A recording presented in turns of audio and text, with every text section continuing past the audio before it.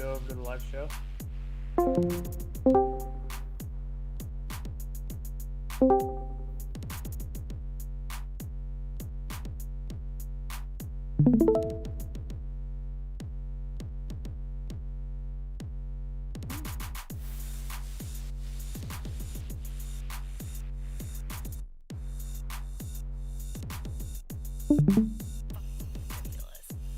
Which channel are you using?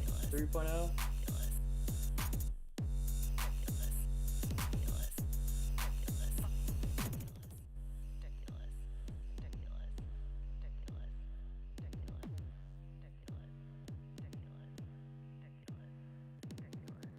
The music's on it.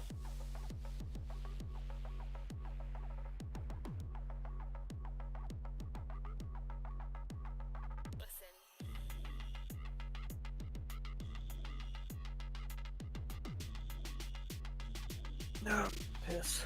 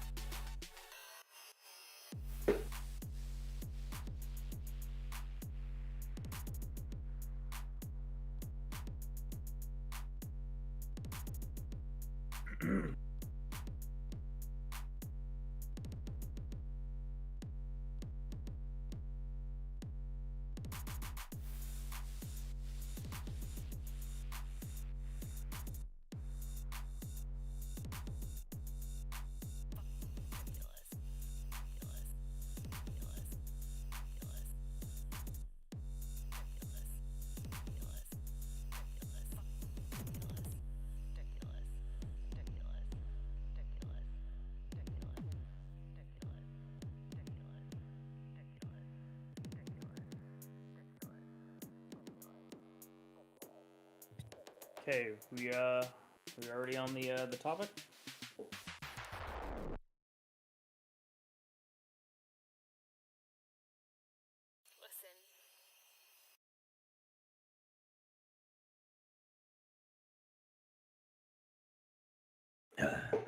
AVC.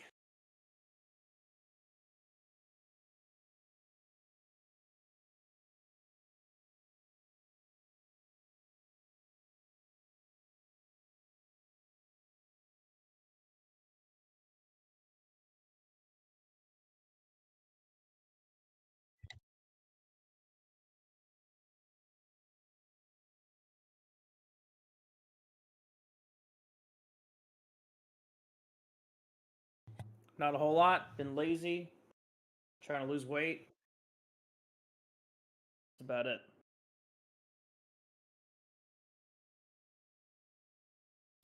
Oh shit, my mic was off on the stream. Fuck. All right, whatever. God damn it. Yeah, so that I guess that's AG for you.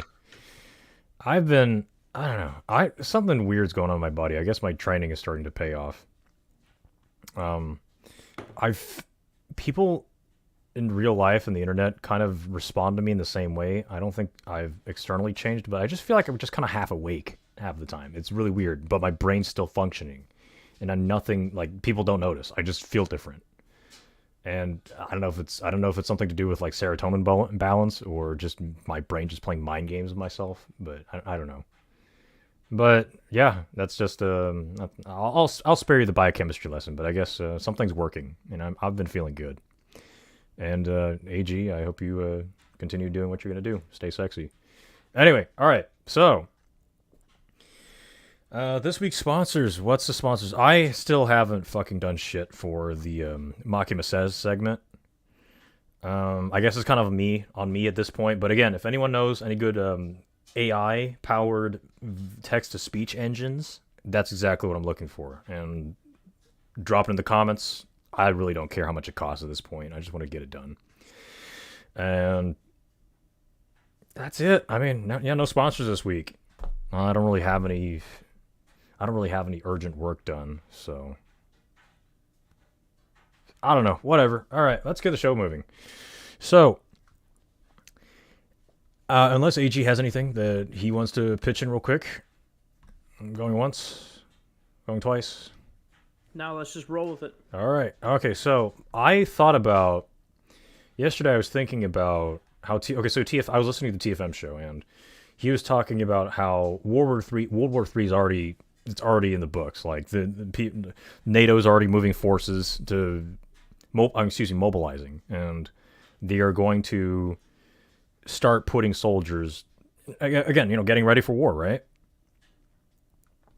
Is that what you've been hearing, or what do you see is going on? Correct. So the United States, the UK, Australia, and maybe a few other smaller countries have been increasing their troop presence in the Pacific, in places like Japan, Guam, South Korea, stuff like that. Let me think. NATO mobilizing. The stage is set. So you have Russia and China, who are buddies right now. Mm-hmm. And we have pushed them fairly fucking close to each other. And Russia and China are nuclear superpowers. Iran has also contributed to the Russian side of the Ukraine conflict by giving them drones and other weapons. It's pretty interesting. Yeah, and so it is it's completely valid concern. And for the most part, I'm not personally worried about it.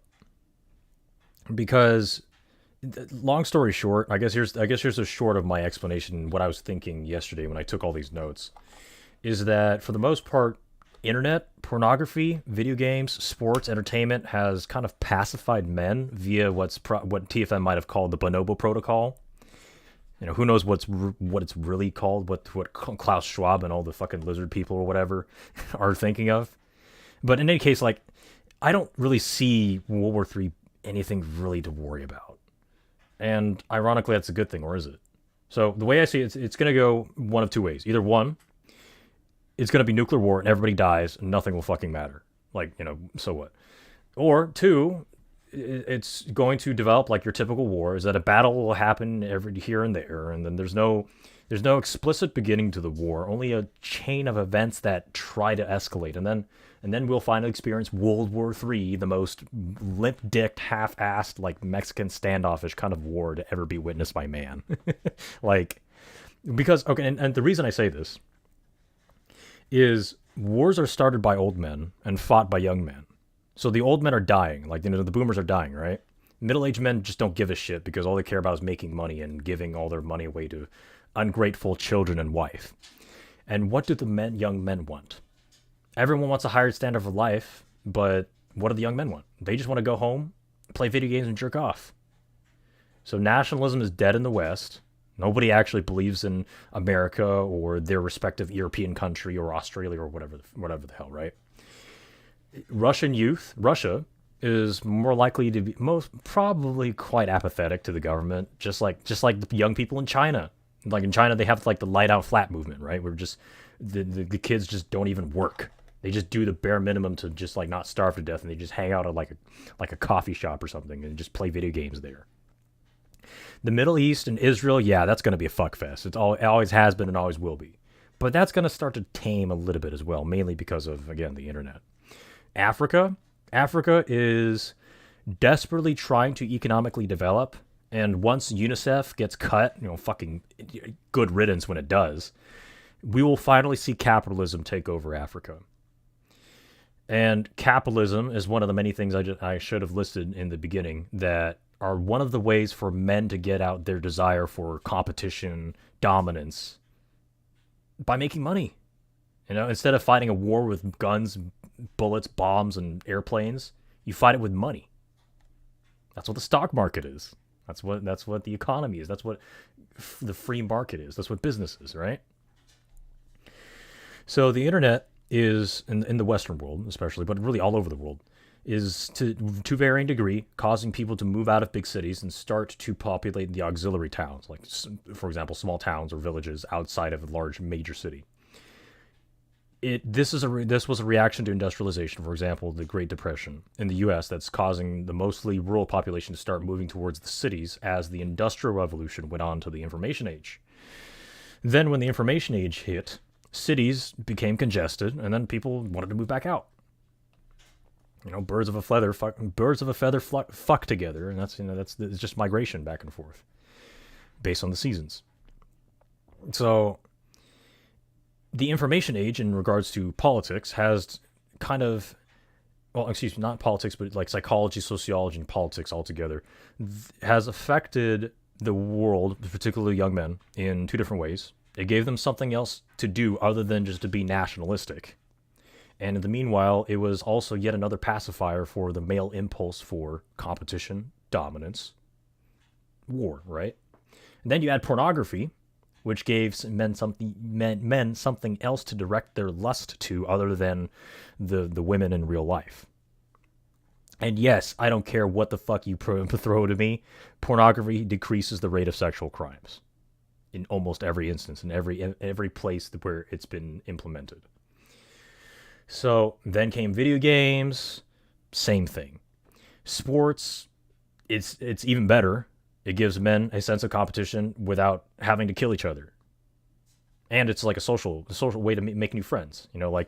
Some dude, like you can beat this guy's ass in a competition, or he kicks your ass and you two you both like shake hands afterwards. That's how friends are made, right? Capitalism, same thing. So with all these systems in place, now we've found ways for men to get their competitive instincts out without killing people. Then everyone can just go home. And the internet also made humanity more knowledgeable overall. We freely Google searched the history of all the past wars. We pay closer attention to it, and then try not to repeat the mistakes that we normally would not have learned without the internet, right? So, who joined? Oh, what's up, Keeper? Hey, what's up? We're talking about World War III and why I think it's just going to be a fucking limp dick dud of a war that no one's really going to give a shit about. Okay. So, I don't know if you want to drop something or you just want to hear me keep going. Keep going. I have no idea what you're talking about. Okay. Go ahead. Fair enough. All right. So yeah, to the internet. So, people like young people, like whether it's Russia, whether it's China, whether it's maybe Iran, probably the West, all the young people, they know how to use the internet. They've learned a lot more history through the internet just by talking on fucking Discord for all we know, right? And now they know history, and history. What was it like? How did the phrase go? We don't learn from history, and that's why we repeat it, right? And history repeats itself because we don't learn from it. Well, when we start to learn it, then we kind of do something. We act a bit differently this time around, right? So, thus with the younger generation armed with more knowledge than the previous one about all the wars of the past, and how wars haven't really done shit for anybody. What's even the point to fight the war? Because after all, what does the young man want to do? He just wants to go home, play video games, and jerk off. Right? So, furthermore, the internet also helps people spy on each other. So each country can't play war games effectively anymore. Like this fucking balloon. Maybe it is a spy balloon. But then America's fucking spy on everyone else by putting their military presence and just snooping around everywhere you go. And then you don't even have to put spies. You just watch videos of journalists or like those fucking Instagram hoes who go like, oh, look at me, I like to travel. Oh, I'm going to Thailand. I'm going to Iran. La la la la la. Right? What you don't even need to spy on them. You just watch some fucking Instagram thought. Just I don't know, going to a restaurant or some shit. Now you got a taste of what's going on in the other country. So the internet is, in some sense, the internet is making people less social in real life, but at the same time, it's kind of bringing the world together, and we are less ignorant of the other countries. And by being less ignorant, we start to see that, oh, well, we actually have, like, this guy from me, as someone in the Western country, has actually a lot in common with this guy in Iran. Maybe we like the same genre of EDM. So then that's one less reason to go to war with him, right? So in any case, regardless of what I've already just said, just the bottom line is, and I think really there's just very few reasons to disagree when I say this. Young people around the world just kind of don't give a shit. They don't care what country you're from. All the other countries in the world are kind of imitating, for the most part, the West and East Asia. Like with their stupid ass round zoomer glasses that all the kids are wearing nowadays, along with like androgynous haircuts and whatever stupid fashion trend we've got going. So on one hand, yeah, young men are being emasculated, but on the other hand, you wanted world peace, didn't you? And now you have it. So like we're moving closer to the Cyberpunk 2077 model of reality. And that's a step closer to the mouse utopia, unless we maintain the freedom to travel to prevent such an outcome, of course. Meanwhile, as the years go on, I think the conflict is going to turn more inward as we deal with like the WWIII future, like obesity, aging, sexuality, gender wars, domestic conflict, like gang wars. Gang wars is a huge issue in the cyberpunk world, right? So yeah, we're bringing the war elsewhere, is the way I see it. And plus, young people just don't give a shit.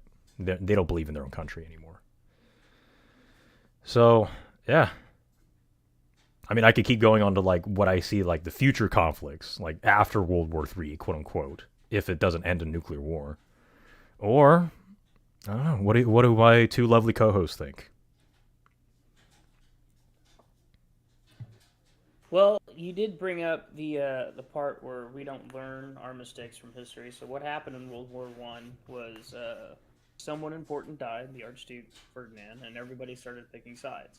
Mm-hmm. And what's going on right now is that we are pushing two, or I guess you could say three countries closer and closer together to work with one another.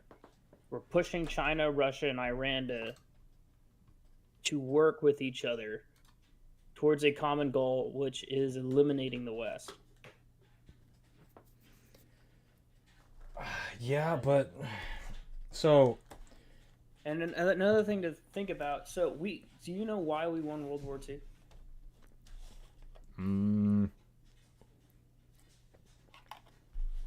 The only reason why the United States won. Okay, in the Eastern Theater or the Western Theater? No, like just period. Why they won World War II? What did we have that the two other main factions that we were fighting didn't have? Money and materials. Wasn't nukes. You're close. We outproduced them. Our manufacturing was so vastly superior to Japan's and Germany's that we simply outproduced them. Germany had better tanks. They had better planes. They had jets. They had jets that could fly faster than what we had. So instead of trying to make our own jets, we'll just send 10. They were way higher tech than NATO was, right? Or at least proto NATO back then. But they just had less of it.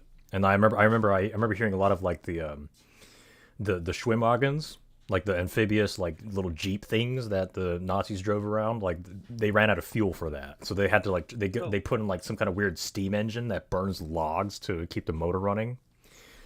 That didn't go very far, as you'd imagine. Let So me really, ask you, who's the lead? Who's the lead in manufacturing right now? China probably. China. Yeah. And then here the U.S. is trying to half-assedly just like poke China, like a school child, just to be like like a slap fight. And then China's like, That "Oh, is you're one so thing that funny. You're so funny. You slap me like child." yeah. So I guess like the United States and NATO is just kind of like a power bottom, just falsely asserting dominance. Like Asuka, like they're just bluffing, like I'm the best Eva pilot there is. What are you going to do about it, Shinji? Like that's the way I see it. I don't know. I don't know if there's any Evangelion fans here, but yeah, it's just like a teenage girl, just like talking a lot of shit, and yeah, that's NATO now. Just a feckless, secretly horny teenage girl.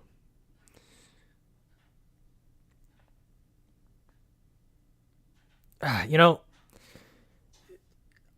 like everyone knows that no one wins a nuclear war, so they're just going to. I think it's just gonna be like the slap fight. It's just like there's a little conflict. Like every war starts. Like there's no like single date you can definitively say the war started. Like for example, with Pearl Harbor.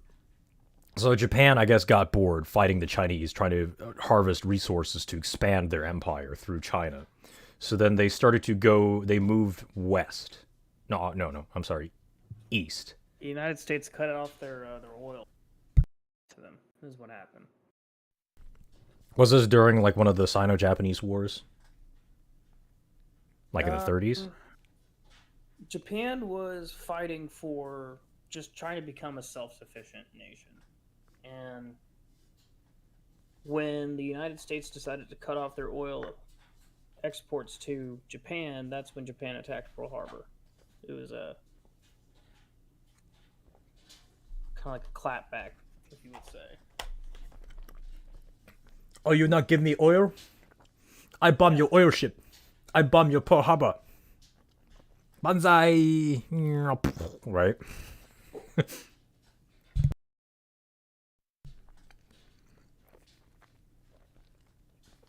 So, yeah. So I guess my greater point was like there's not going to be a definitive day where like bam, this is where World War III happens. It's just like it's a tango, right? So one dancer makes a move, and the dancer is supposed to reciprocate. And if one of them stops reciprocating or escalating, then it's gonna the level at which the war will develop will just kind of like be flatter.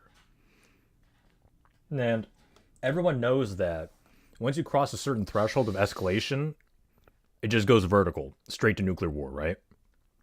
And no one wants to do that because everyone knows no one wants a nuclear war. After all, the point of your war is to kind of like the purpose of a military is to protect its own people, right? Which, of course, the Western military doesn't give a shit about its people. But at the same time, what's the point if you know that by engaging in this war, you're ultimately leading to the death of your own family? Like, soldiers can be stupid sometimes, but are they really that stupid? So again, knowing this, among other factors, this is why I'm pretty solid in my theory that it's just going to be like this wet fart of a fake war.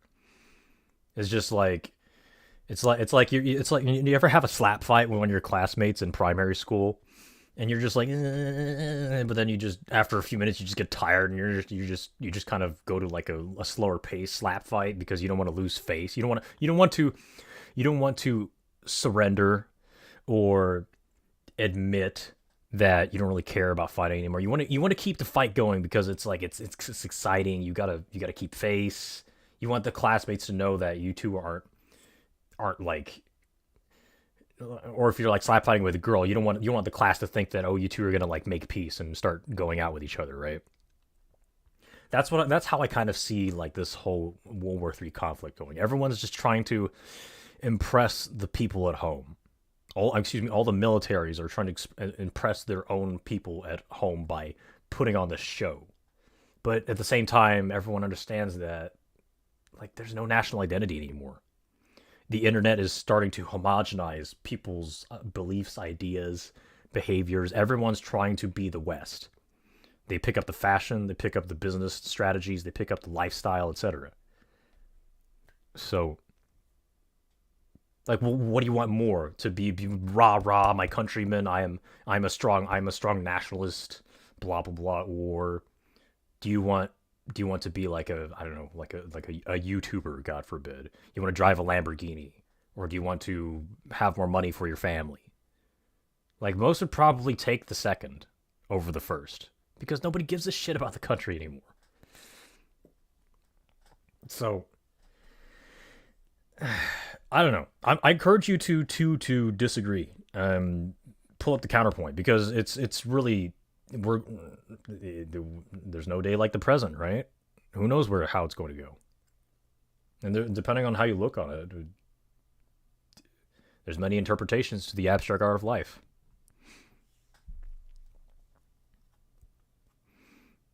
I don't know. Any additional thoughts? Anything you want to pitch in, Keeper?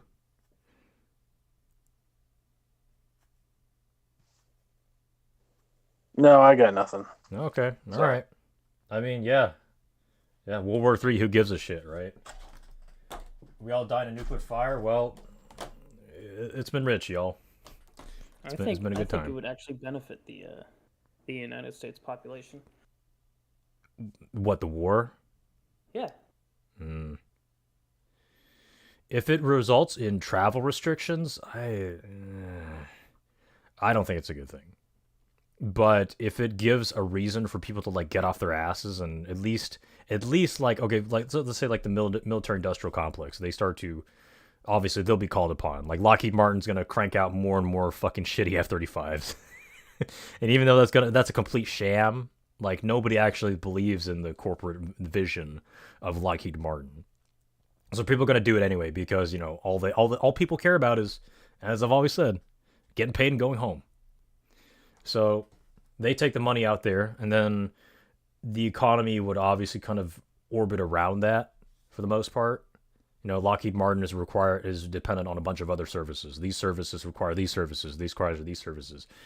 It's kind of a broken window fallacy, but in any case, it's a direction to move the economy, and maybe it's something new because Lockheed Martin's going to go nuts with their R&D while the war is going on, among other defense companies like Texas Instruments, McConnell Douglas, gun manufacturers, so on and so forth. So in some senses, yes, it does spur economic activity, and economic activity is the natural stimulus that America and the West really needs right now. Like the United States is going in kind of like a stagflationary recession kind of direction, and there's no kick in the ass to get people moving, to get people working again, and because there's no clear reason. Man and the Western man has kind of at a loss for like his existential direction for most of them. Like, what does he have other than like, if he's single, what does he have other than porn and video games and the internet? And if he has a family, then he kind of cares about his family, but he's just too afraid to abandon them and, I don't know, go buy that sports car or go to Amsterdam and fuck a bunch of whores or something, or whatever. So, and again, like the Bonobo Protocol, the subtle pussification and emasculation of the average man, which actually might be what we really need. I don't know. What do I know? I'm just an ass on the internet who rides bikes and eats a lot. So, yeah,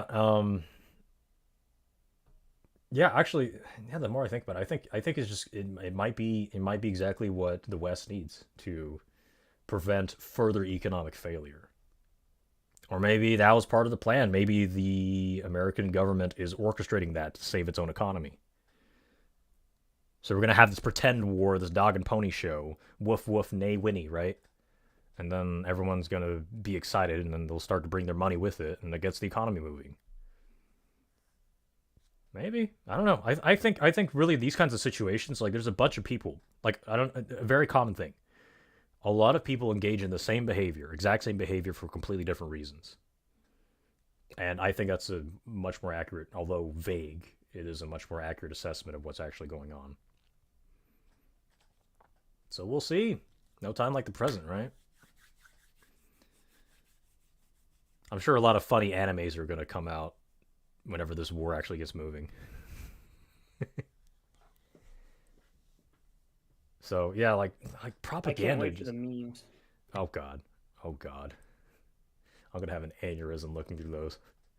Yeah, like so like that's like the new propaganda now, right? It's just iFunny. Well, rather, iFunny is like the antidote to propaganda. So and the military knows this, so that's why you don't like they kind of give up on like the propaganda aspect. You can't brainwash these people anymore because they have the internet, and they don't give a shit about the country you're you don't give a shit about the country that they are at least geographically part of. So that's why you don't see anything. There's no propaganda anymore. There's no buy war bonds for America or help Uncle Sam fight the war and he'll help you out with whatever, right? Because no one cares. It's all fake and gay. Just like my dating life. Anyway, gay jokes aside, yeah. Let us know in the comments if anyone's fucking watching. And we'll go to the next one. Go to the next topic.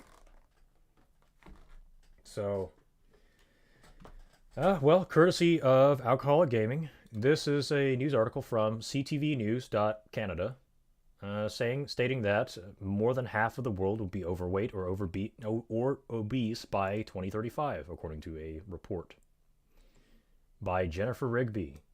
I don't know who that is. Shall I start reading? Yeah, go for it, man. Okay. London. More than half of the world's population will be overweight or obese by 2035 without significant action, according to a new report. The World Obesity Federation's 2023 atlas predicts that 51% of the world, or more than 4 billion people, will be obese or overweight within the next 12 years. Rates of obesity are rising particularly quickly among children and in lower-income countries, the report found. Despite the data as a, quote, clear warning, Louise Bauer, the president of the World Obesity Federation, says that policymakers needed to act now in order to prevent the situation from worsening.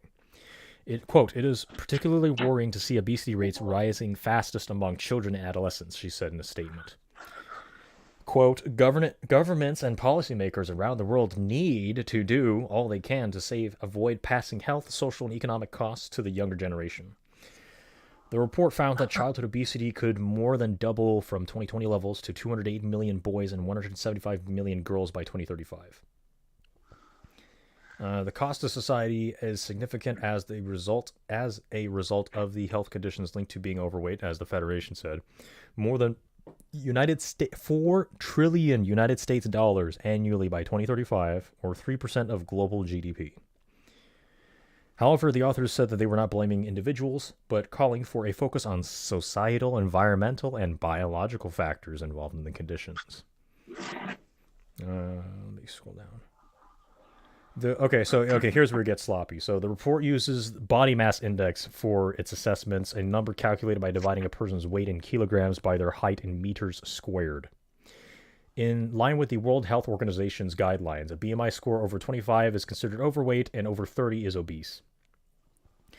In 2020, 2.6 billion people fell into these categories, or 38% of the world's population.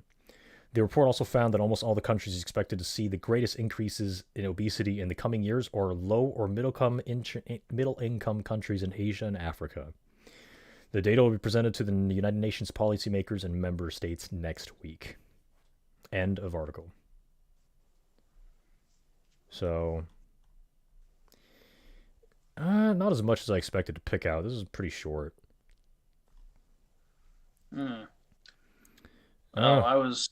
I was thinking that we were going to run into those food shortages and people would starve, famine.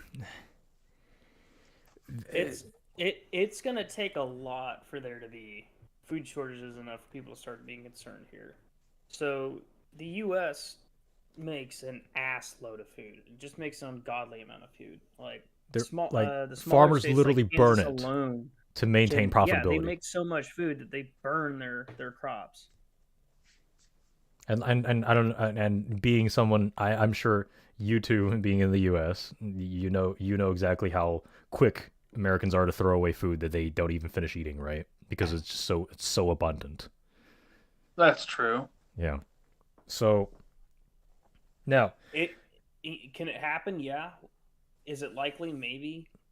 Will it? I don't really I think think what's so. going to happen is that we're going to see more of, for example, like the egg shortage, also in the U.S.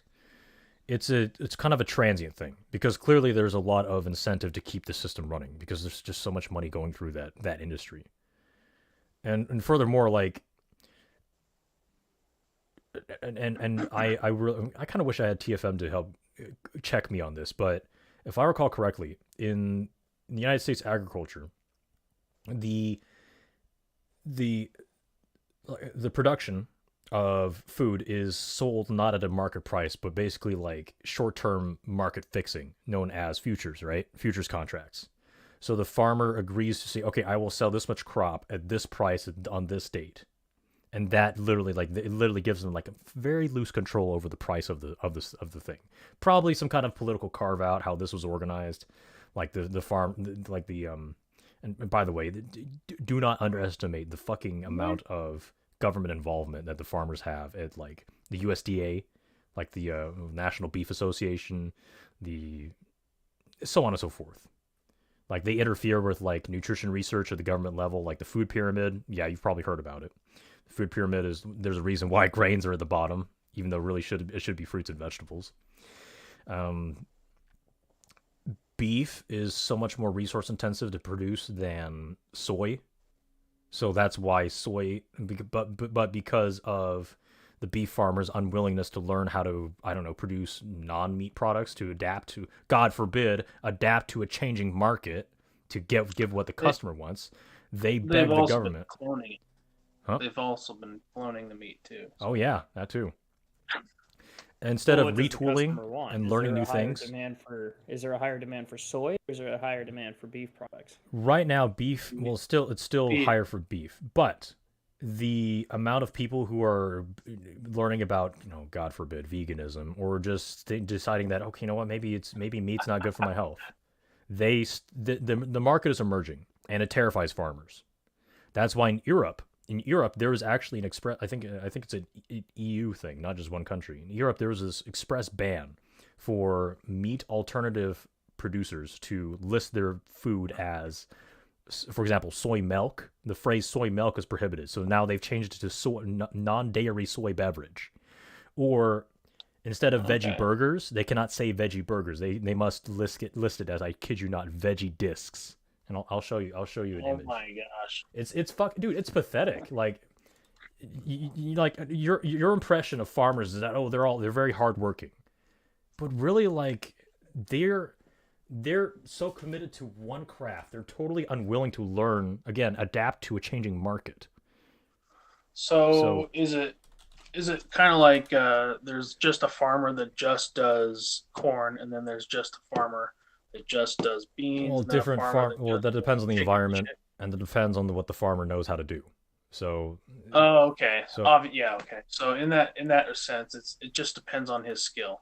yeah. Gotcha. So, for example, it's not as bad in the United States, but in Europe, there was this huge issue. Literally, there's like listen to the fucking title of this article. Quote: Veggie discs to replace veggie burgers, and EU crackdown on food labels. So I gotta ask you, why the hell would the government give a shit about what you call your product? Clearly, someone's lining their pockets, right? And who else would that be other than farmers? Well, I think it's important to tell people what you're eating, because I mean, for example, I was hanging out with my dad one day. Him and I decided to go to Carl's Jr. Mm-hmm. and we ordered some stuff, and then like at the front of their, like, at the area where you pay for your food, right on that window that they open, it says something about like their it didn't say veggie burger, but it said something about like the we're the first to do this non fucking meat, and you're like, oh shit, did we just order fucking crap? I was thinking to myself. And my dad, he's talking to the people. He's like, "Hey, so did we just order something that's not meat?" They're like, "Oh no, we don't do that unless by request or something." And I'm like, fuck, I hope so. So You like, shouldn't fucking do that. okay, so like the reason I know for I think Carl's Jr. What was their sponsorship, like Impossible Burger or No, that Beyond was Burger? Burger King. Burger Burger King did King. All that. right, Burger. Okay, let's say Burger King. That's another good example. So Burger King, Yeah, the business arrangement is theirs was it goes like plant based. this. So Impossible Burger wants to expand their product sales. They want to increase. They want to grow, right? So they thought, okay, let's go to some fast food chains and see who is willing to work to sell our product. And Okay. what Burger King was, they for some reason they landed on Burger King because I guess McDonald's just told them to fuck off. And Burger King's looking at the Impossible representative and comes in and talks about does a sale pitch. And the Burger King's thinking, okay, so we see that fast food is taking a bit of a PR hit because of the health concerns. The people who are concerned about health are probably considering like being vegetarian or vegan. So Right. if we can make a positive profit turnover by implementing this niche product to appeal to a minority of the customer base, then that's another way for us to expand. It's kind of like Okay. Okay. diminishing returns, but still it's little. If it's a net I increase in get it. profit, why not do it? So then I get it. That's totally fine. yeah, and the Impossible rep gets really excited. He's, oh yeah, oh fuck man, we're gonna sell our product through Burger King. Fuck yeah, and that's how that product happens. But of course, if enough customers complain about it, and it ends up hurting Yeah. the revenue of the company, then Burger King's gonna drop it. That's true too. Yeah. But here's the other thing. Here's where it Yeah. gets even fancier. So here's what gets even more complicated. So whenever Burger King, they there's there's not definitive incentive for them to be super explicit about the fact that it's not a it's a meatless burger because of their partnership with Impossible Burger. There's a small chance that some customers will by accident order the veggie burger. And of course, I think most people would realize that, oh, that kind of tastes funny, and then they'll either just keep eating it, or they'll go to complain about it to to Burger King. And customer complaints mean a loss in revenue. Then you got to apologize to the customer by giving them another duplicate product. The Impossible Burger gets thrown away because remember, 50% of the food Americans buy goes straight into the trash. And yeah, that's why Americans are obese. So, one of the many reasons. Yeah. So that's what's going on. My bottom line is that, at least here's, I guess this is kind of a tangential topic. Don't underestimate the manipulation that farmers are trying to engage in because they're just too fucking lazy to, again, adapt to a changing market. God forbid you tell them to retool and learn something. God forbid you drop the subsidies, agriculture subsidies for resource-intensive products like beef. Anyway, so back to obesity. Yeah, I can't. So I guess the first glaring thing I saw in this is that, first of all, World Health Organization. I mean, do you really trust those cocksuckers anymore? Second, a BMI. So BMI is just a ratio of your weight to your height.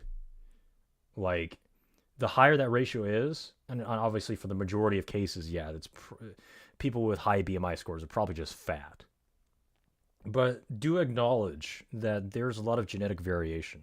Some people would not necessarily be literally big boned, but their skeletons are wider. Like, it's like, what's a good example? I don't know if you've ever met Samoans. Like, even Samoans that are very lean, they're just big.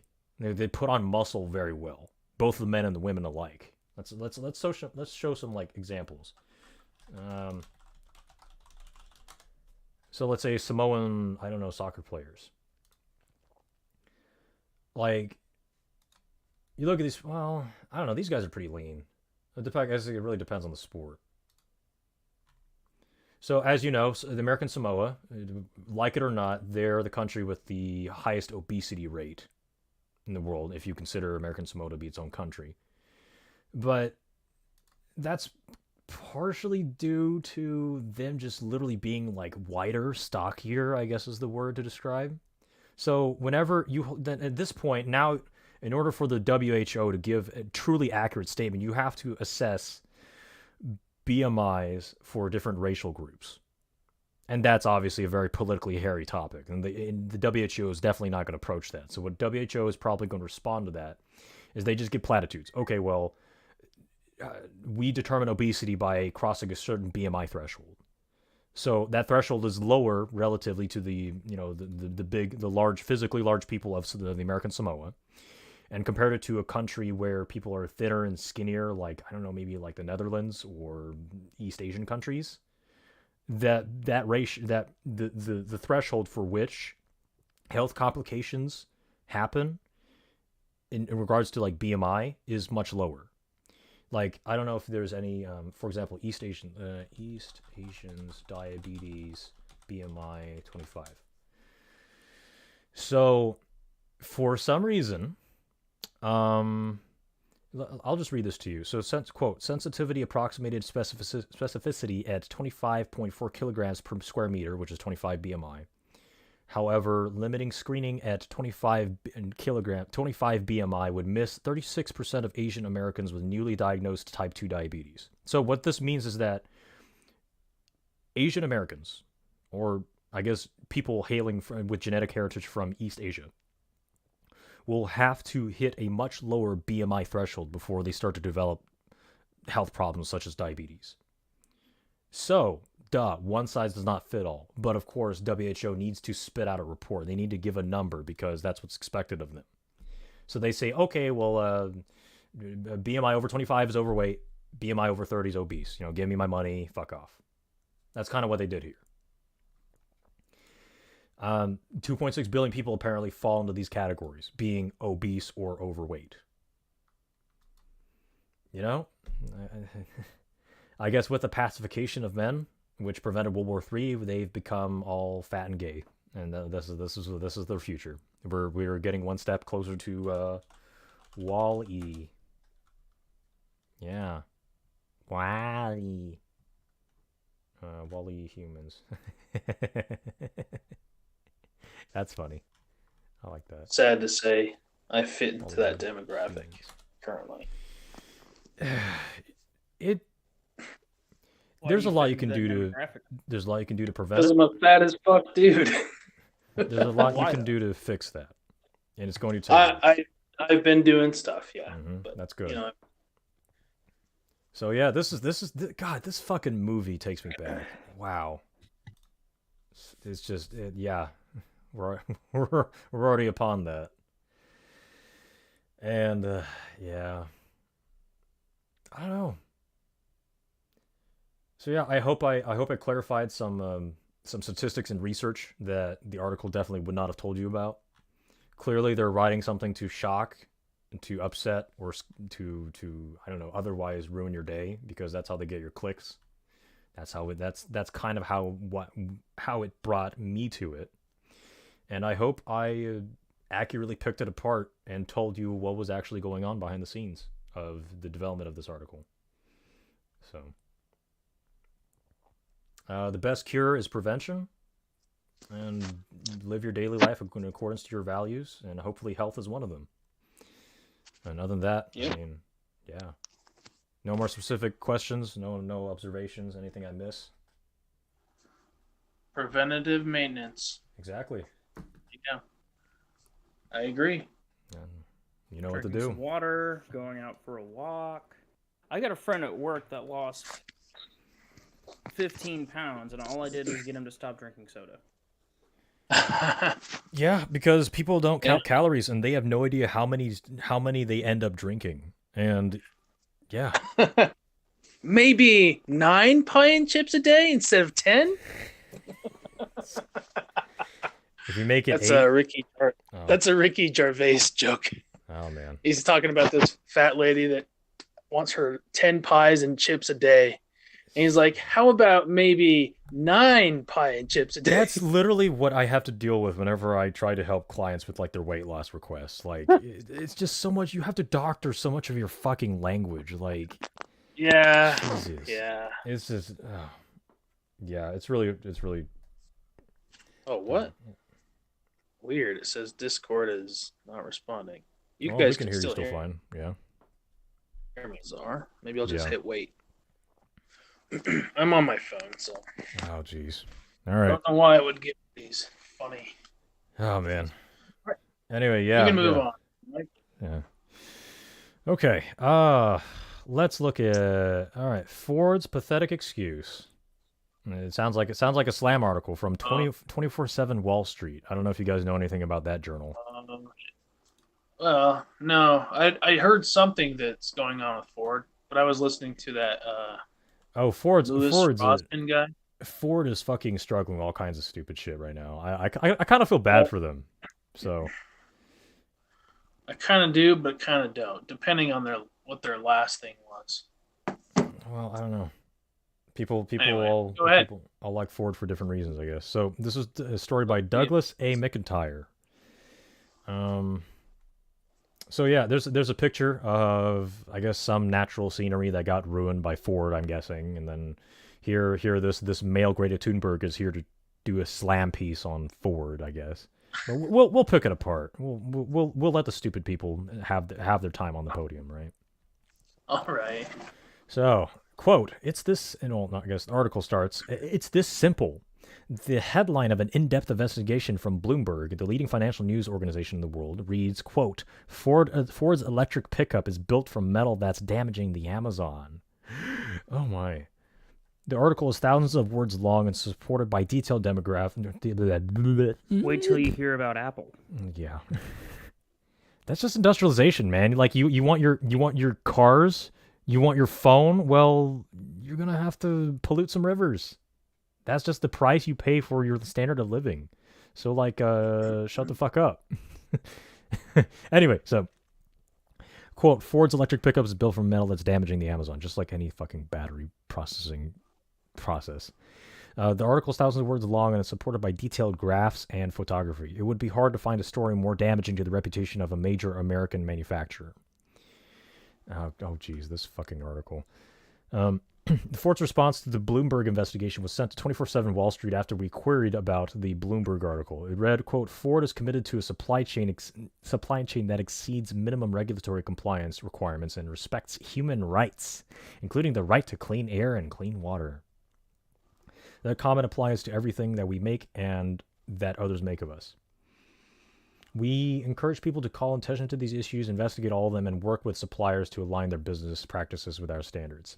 The response is pathetic and reflects poorly on Ford's management and the Ford family, led by Executive Chair William Clay Ford Jr., the company's de facto CEO. Do you mean de facto? De facto. Oh, this is interesting, especially as a cyclist. A Greenbelt pathway. Oh. Let's go watch that. So Ford has fumbled the launch of the F-150 Lightning, which is the most likely path to success in the electric vehicle market. Ford sells over 600,000 units of the gasoline-powered F-150 and a huge installed base for any newly launched vehicles. Ford has unexpectedly raised the Lightning's price to a level that makes it unaffordable for some pickup owners. Well, like they give a shit. It has also shut down the Lightning assembly line because of battery defects. Bill Ford has said that the Lightning is the most important product launch of his tenure. The problems of the launch should be humiliating.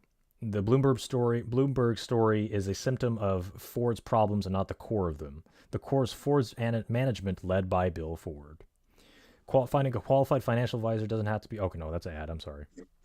That seems like the end of the article. So, well, are either of you car guys? Either of you like Ford? The only thing I can tell you is I used to have a Ford Bronco, and that thing was one hell of a gas guzzler, and Right. it was kind of old. Well, what did you expect of it? I mean, the Ford Bronco is clearly an off-road vehicle. The one you probably had was made in a different... When I got it for all the stupid... I got it for really dumb reasons. I wanted you wanted to have fun. I wanted to have fun, but I got it because I wanted to get girls. The car that I had before was a real piece of shit. It was like one of those Geo Metros. Hey, those things Like, are fucking. Those things well, suck it was gas. a really old, breaking down kind of piece of shit. Like, it was Mm, great for gas mileage, sure, but like everything was breaking down on that thing. You know, I had to fix up that thing right and fucking left. Hell, I bought another fucking Geo Metro just for parts alone because parts are fucking impossible to find for those fuckers. So it sucked. there's this website for. Did you try RockAuto.com? Hashtag not sponsored. No, no. It That's a was a good. friend. It Mm. was a friend I worked with. I bought it off of, You know this. and I think you should hold on to either of those vehicles because the emerging. So because of all the bullshit associated with new vehicles, whether it's the oh, serviceability I understand. or. I understand what you're talking about. A lot of the newer vehicles, there's a lot of bullshit going on with Mm-hmm, them, and I totally get that. I'm kind of the same way with cell phones. I don't mm-hmm. like the new fucking cell phones with the built-in battery shit because the average person, they're a fucking retard, including myself, when it comes to changing the batteries in those specific newer models. Because you have to be a fucking surgeon or a tech surgeon, I would call it, Mm-hmm. in order to actually replace the fucking battery. Yeah, you need a If special if you're not a toolkit. really technical Mm, person, if you're not a really technical person, you're just gonna fuck things up. So what regular people do in that situation is they just go and buy another one because that's the easier option, uh-huh. which is Yeah. really sad. Mm-hmm. I have a lot of older phones. The phone I'm using now is a 2017 budget phone. It's like a Samsung. It's a great phone, but I'm gonna be sad. I'm gonna be truly sad when it's finally hit the bucket. I've bought some extra batteries just in case because I want to keep it as long as I can. But unfortunately, when it comes to software and updates, sometimes those software updates end up going to higher Android versions that I can't get to Mm-hmm. because I'm stuck at a lower Android version and it won't go any higher anyway. So Yeah. when you're into that situation and you're not technically adept in that area, yeah, you have to totally fucking get the new shit, which sucks because I mean I do have a few new phones or new-ish phones, the ones that with the built-in crap, and I have to baby them. I have to like turn off every function that I don't want that's unnecessary that's always tearing down performance or whatever. Mm, I just want them to last. Does that make sense? right. I don't want this Planned obsolescence. this bullshit. What's that? Planned obsolescence. Yeah, I Mm. don't like the planned obsolescence part of them. And that's a lot of how I look at Teslas too. Tesla's vehicles, don't get me wrong, they are a great engineering feat, but This is a flex. the built-in battery shit, fucking stupid. Mm-hmm. I understand why they have to do it, but I don't like it, and I don't want to jump in on it either, especially right now. So, So even though, oh, sorry, go ahead. no, I'm go rambling. ahead. Please go ahead. No, I'm rambling. I'm Okay. sorry. Go. You go ahead. So, what it's I think the more official term is called planned obsolescence, but what I call it is the transition from wear and repair to waste and replace. And I don't know if anyone's seen Okay. it last Yeah. time I talked about this, but No, um, absolutely. I agree. yeah.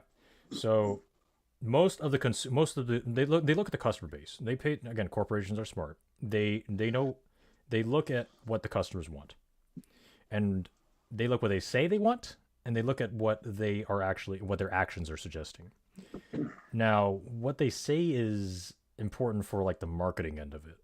What they actually want is important for the engineers to understand.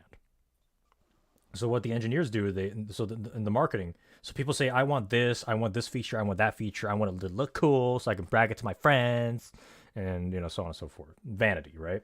But what they really want is just something new to entertain them, to make them feel comfortable for a little while. Then they get bored, then they wreck the car, or they drop the phone, they break it, and then they go back to the shop, whether it's like the dealership maintenance shop or like the Apple store, and then they tug on it like service shop, I broke it, can I get a new one?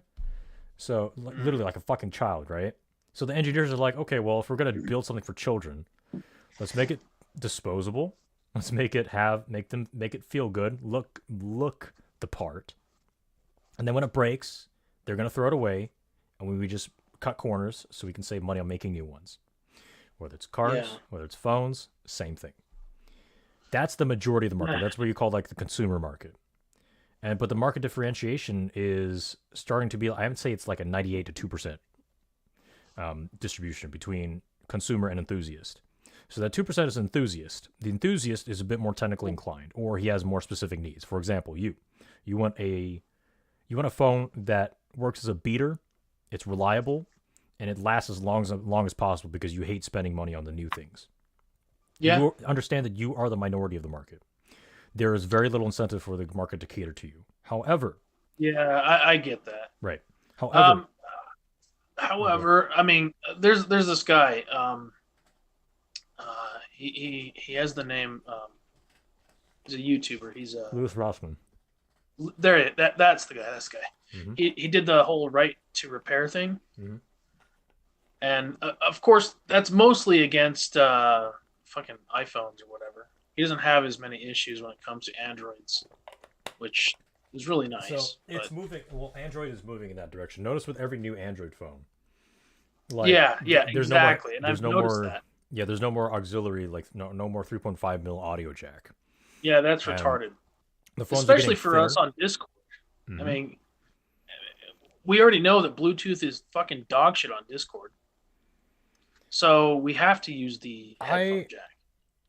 I got a special deal from my phone service provider, and my phone does not have the 3.5 mil audio jack. But of course, being a fairly athletically inclined individual, to say the least, it's right. Wires they're not really my thing.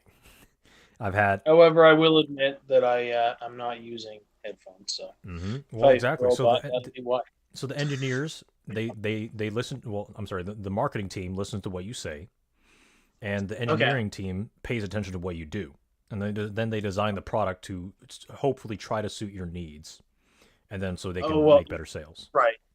So they just improve on noise suppression and stuff like that, so it doesn't robot or whatever.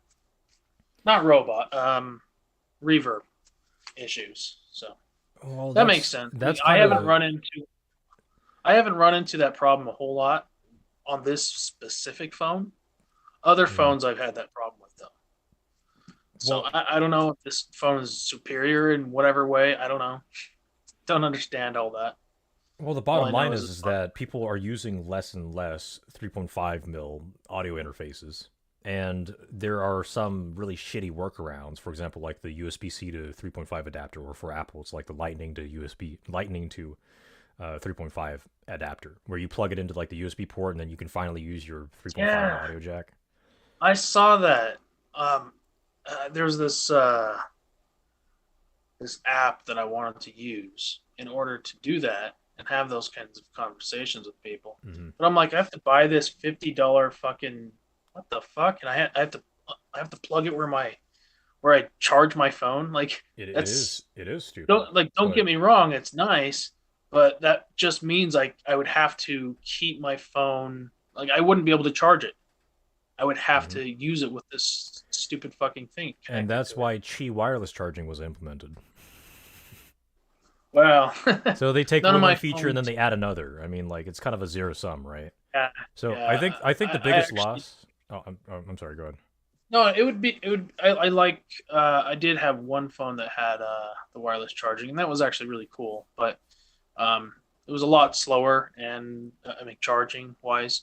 And I think it had some issues heating up when it was going. Yeah, whenever you're moving that much electricity, it's going to produce heat somewhere, whether at varying rates. And it's producing that heat on the battery. Bad idea, kind of deal. Right, like phones should have some kind of.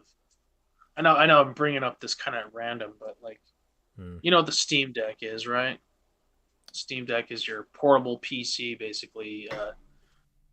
It's like an iPad PC. You know, Steam Deck. All right, not an iPad. It's like having a tablet, right, or iPad, whatever you want to call it, and you play your video games on the Steam Deck, right? But it's like a system? What's that? Is it an x86 system?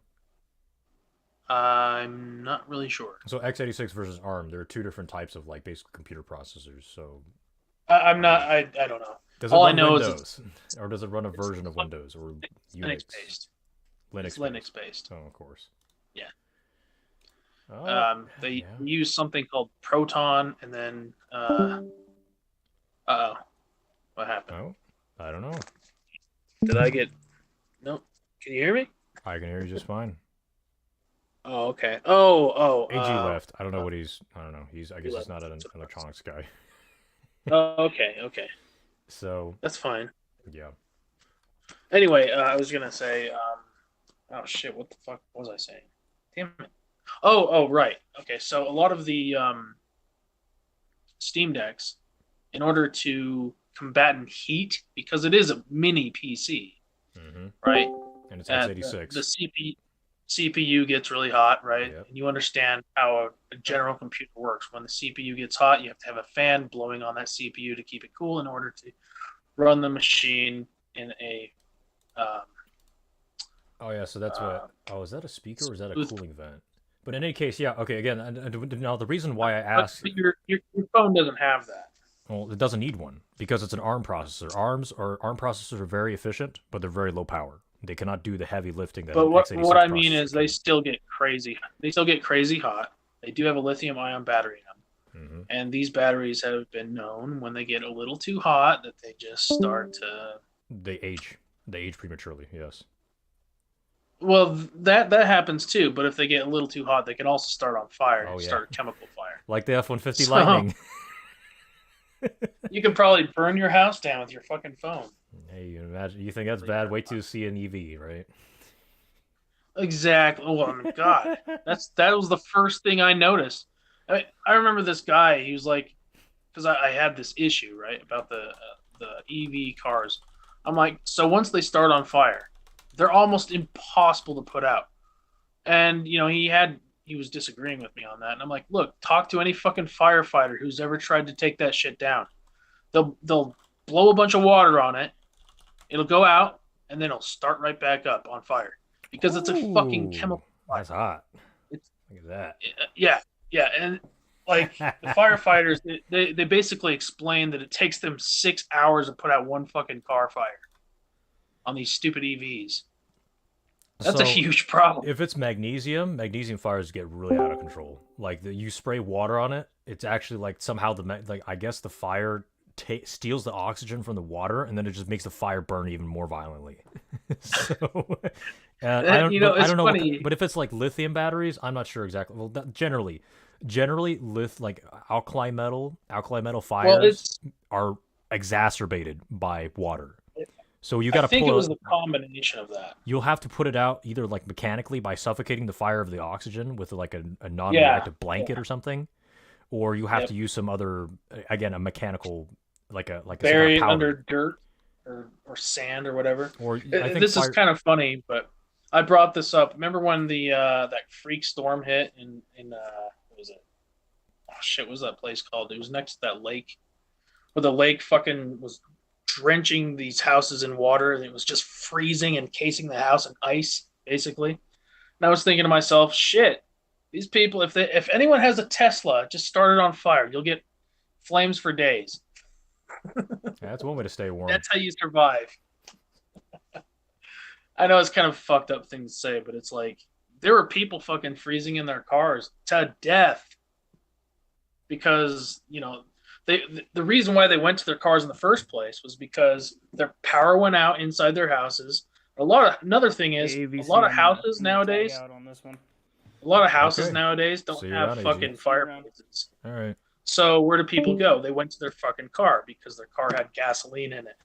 But then they'd try to go to the gas station, but then it would be frozen at the pumps. And you're like, it's nothing to do. You can't do anything. So I don't know. There were a lot of shit going on in that case. I would hate to be in that situation. Anyway, go ahead. So, I forgot what I was gonna say to you directly to that. I guess I'll come up with it. Sorry. Anyway, I wanted to So finish my point. I think what the article we were looking at, what I forgot to mention is that sure people complaining about the price of the F-150 Lightning, but I've got to ask you, what kind of person is going to buy an electric vehicle? Know your customer, right? Rule number one of product Yeah. development. So Yeah. the people who are going to buy okay, what is the F-150 Lightning at its essence? It's a special edition F-150. It's like a sports car, but in truck form. It is not practical. It's kind of meant to go fast. How did it develop exactly? I'm not sure, but that's a pretty decent impression I can get off of like the whole. Is it an EV or is it something else? So it used to be. It just used to be like a special edition gas F-150, but now it is an electric vehicle because Ford needs to jerk off Uncle Sam for that ESG money, right? I see. Okay. Plus, it's like kind of like a pun, F-150 Lightning electric vehicle, zap, get it? Okay. Yeah. So that was obviously an afterthought, but again, I I never look at the name anymore to recognize what it is. Exactly, it's meaningless. But you're right. You're right in this case, anyways. So remember the Mitsubishi Eclipse? Remember that thing, Fast and Furious? Yeah. You know what? You know what it is now? I'll show you. What is it? Eclipse. Show me. Oh, I gotta look on my screen. Hang on. I'm not even looking. Let's see. How do I?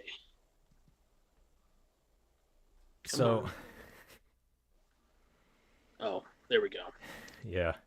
So the Mitsubishi Eclipse used to be a sports car, right? A two-door sports car. It's culturally iconic for anyone who's a fan of Japanese sports cars. But now, it's a fucking crossover. It's a Karen Mobile.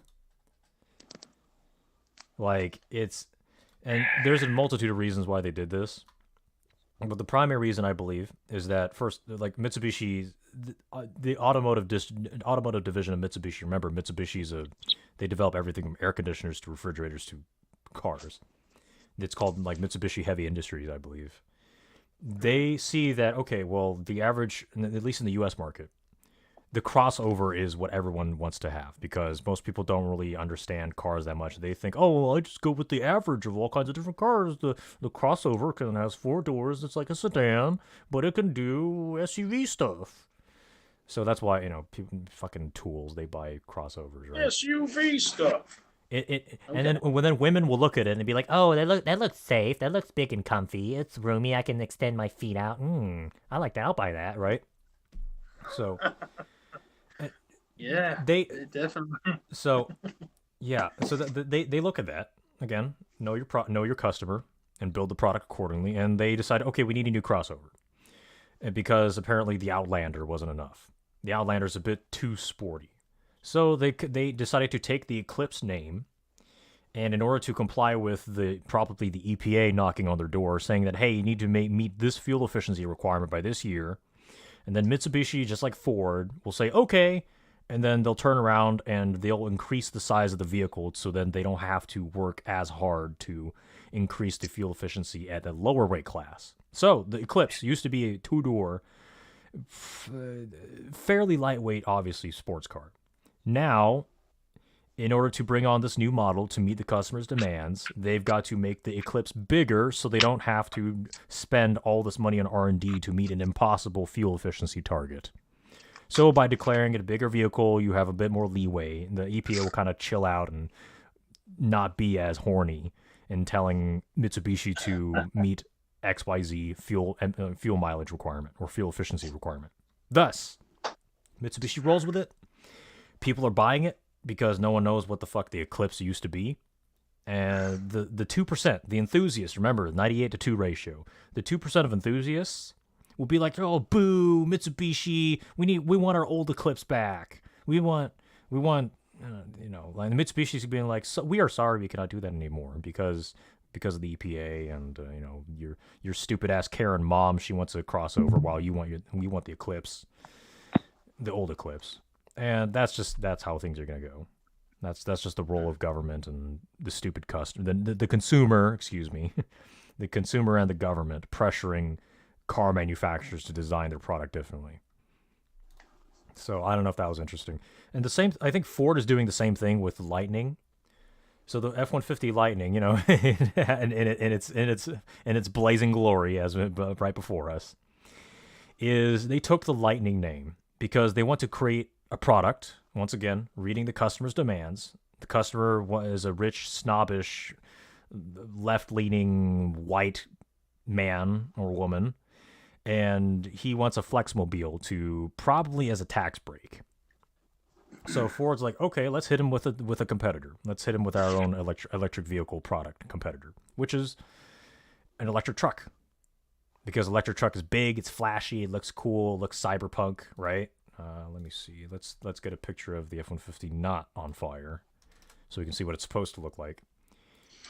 I mean, look at it. It's like, is this really a is this a work truck? Are you going to beat the shit out of it by loading a bunch of rocks or logs in the back of it and getting it dirty? No, you're not. No, you're fucking not. It's clearly a show vehicle. It's supposed to look cool. It's supposed to be flashy. It's supposed to turn heads. Look at this light bar on the top. It's like, does that not remind you of like Cyclops? Cyclops. Turned off my screen again. Sorry. No, I could just tell you about it. So this is the vibe they're going for. They're looking at Cyclops, the Marvel hero, right? He's got this like the red visor on his face. So Right, that's what they were doing here. Yeah. So They were trying to do that on what? they're trying to do that on the F-150 Lightning. Look at this. See that? Oh my god! Yeah. Seriously? Yeah, it's subtle. It's a subtle psychological thing, but yeah, the front of the vehicle is a very important design aspect of the overall appearance, and more importantly, the feeling you're trying to elicit from your customer. So when people look at that, and then they contrast it with like the old cursive font of the Ford logo. You look at the Ford logo; they literally have not changed it very much for like 100 years. Ford logo through. Yeah. Well, that makes sense. You want to go with the same Ford branding that made it popular in the first place. It's literally the same thing when someone uses a title. So they haven't changed it since like 1917, or arguably since like 1911. That's always been like the tradition when it comes to branding. Mm-hmm. You want to follow what worked, what made it popular. Well, you don't want to change it completely. So Ford is obviously they're becoming more and more high tech, and in contrary to like what their logo is doing. So maybe it's like kind of an irony thing. Maybe it's a design touch. You got the old like Ford text on this like cyberpunk looking truck. I don't know. Well, you're right. They know their customer. Exactly. They know the typical age of their customers are probably 30 through 40 and 50 maybe. Maybe even older. I don't know. But different vehicles appeal to different crowds. Like obviously a Ford Focus ST is going to attract a different crowd than, I don't know, the Ford Escape. Right. So old people, women, they want crossovers because they don't understand cars for shit. Right. Younger men, they want a sports car. They want a truck, right? So that's the whole. I don't know if you guys were wondering. That's the whole design ethos of the F-150 Lightning. ESG money, tax break, rich flashy car, not really a work truck anymore because they also know, especially in the U.S. market, there's a pretty clear distinction between people who actually use a pickup truck for pickup truck jobs and treat it like a pickup truck, and then there's people who just drive a pickup truck as a fucking like status statement. It's pretty pathetic, but that's know your customer, right? Right. So, yeah. I want more Cybertruck vehicles. Yeah, that's what they want. Ford's giving it to them. Well, I don't want the battery shit, but I want like the more cyberpunk looking shit, I think the cyberpunk. Okay, let's see. Let's look at cyber. The weird thing is, well, I played the game Cyberpunk, right? And so most of the cars are kind of meh, but the really cool ones were the like, what's that fucking desert called? They're the ones that you find in the desert. Those ones look fucking cool. Oh, they're kind of like Mad Max kind of style cars, yeah. Yeah, it's like a Mad Max style, but it's also kind of like Back to the Future style. Mm-hmm. Yeah, that's. They have like all these pipes and shit all over them, and they got the cage, and so it's like a rally car, like a rally racing vehicle. It's got this cage inside of it. Actually, that's kind of more NASCAR, I guess. But on the outside, they got all these pipes and shit. Mhm. But the pipes aren't just there for aesthetic. In the game, they are there for aesthetic. Well, you think but, like people out in the country, like they might not, apparently for some reason they don't have very good access to like mail order car parts, so they kind of have to improvise with more like junk and scrap. So that's where that like, makes sense. that's where where like the Mad Max vibe comes from. So yeah, I like those cars in that game. it's I think it's more than just a coincidence that Cyberpunk 2077 is they're kind of taking design elements from like the 80s, like the 1980s, and carrying it like this just screams like a Lamborghini Countach, right? Yep. So that whole game is basically a futuristic 1980s. But that was based off of what the whole cyberpunk thing started with anyway. Yeah. I mean, because back then it's funny because when people envision the future, they envision that future with whatever current era they're in. But remixed. I mean, what's that? But remixed. Yeah, kind of remixed. They add that punk to it. I mean, there's a game that I really like called Thief. Right, it's a really old game now, but in that game, it's a steampunk.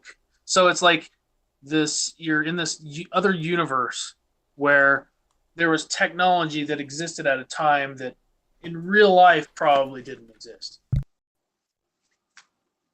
Like, the game's time period is during a time that you wouldn't have thought that technology like that would have existed, but it's still kind of cool. It's still kind of grounded within that time period, but kind of not. Anyway. Yeah, I mean that's kind of what people do. Like, there's a theory. There's this. I think it's called like the death of the artist or something. Is that there's the theory that there's no such thing as complete originality. We're just remixing and copying things in more sophisticated ways, and the more vague its origins are, the more abstract the artwork is it's going to end up to be. So it's kind of like the whole skinny jean shit. Mm-hmm. Like, I find that's just like disgusting, honestly. I find it so bizarre, but whatever. That's the style now. But like it's kind of weird because it's okay. Back in the 90s, it was all baggy pants. Back in the 80s, it was, I think, baggy pants. I'm not sure. In the 80s, parachute pants. In the 70s, it was more like the parachute pants. Like they're skinny up above, but like kind of parachute at the bottom. Oh, bell bottoms. The 60s.